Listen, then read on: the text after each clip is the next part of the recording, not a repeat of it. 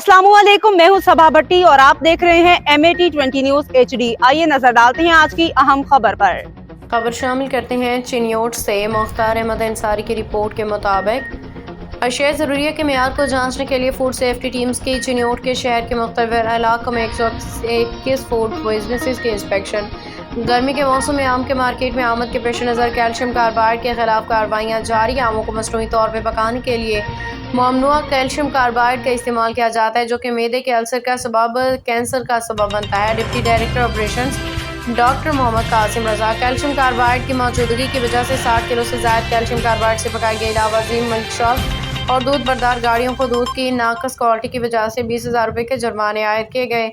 Sweets and bakers और meat shop को medical screening certificate की अदम मौजूदगी और हिफ्ज़ान सेहत के असूलों की खिलाफ वर्जी पर 30,000 रुपये के जुर्माने, मजमूई तौर पर 50,000 के जुर्माने आए। 3 किलो गैर मेयारी केचप, 2 किलो एक्सपायर्ड मसनूआत मौका पर ज़ाया। तर्जुमान पंजाब फूड अथॉरिटी चिन्योट।